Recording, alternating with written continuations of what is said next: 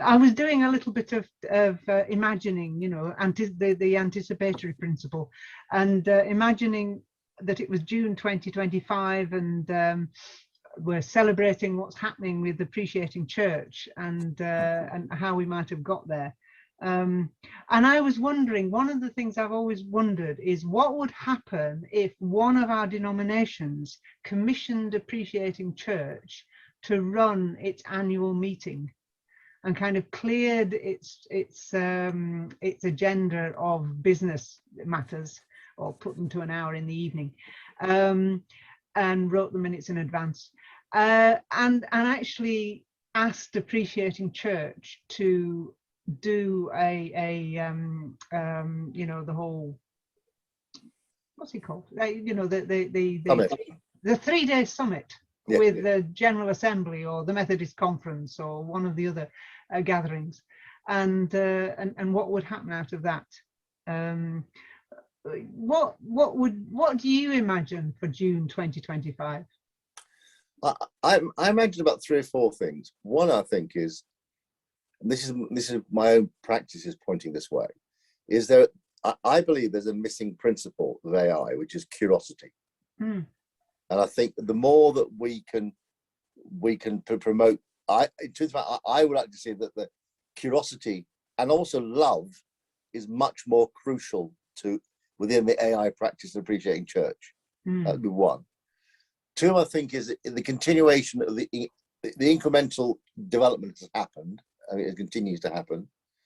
The 3rd thing, I think, is AI working in very difficult situations in churches, where there's a pastoral problem, where there's an organizational problem, or where church is in quotes reaching the end. You know, the church community is dying, not dying, but you know, is getting smaller and smaller. Is how to work in those situations where you're not working from necessarily from a normally generative change, but you're actually managing people who are in a difficult place.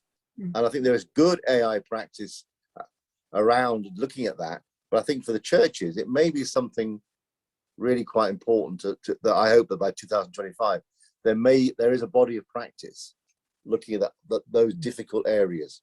And then linked to that, I think, is, and this is a topic I've been talking to Champlain about, is how AI is about changing the power.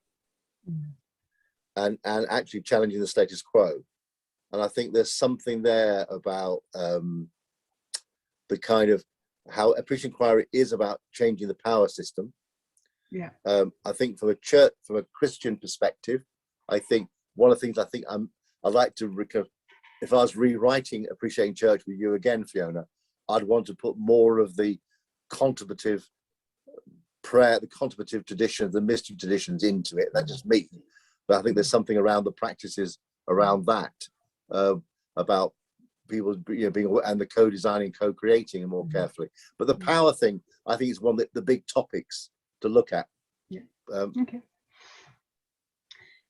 I'm reminded that when you talk about contemplative prayer, one of the things when we were evaluating the cards, the more than welcome cards, a couple of people asked for additional blessing cards, because there's 4 blessing cards, and I wonder whether if we had a whole pack of just an additional pack of blessings and prayers, and that would be something that people could keep in their back pocket and use. I think so. I mean, if you're looking at the future again about publications, I use in my daily practice, I use John Philip Newell's Celtic prayer book, and I think there is an area around theology and prayer around from appreciative lens.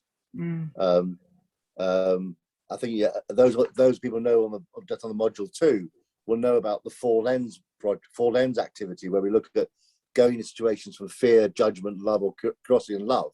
I think there's a whole area around that, which I think is worth looking at. I mean, something we've been talking about is having that kind of resource that may be more about on an individual basis.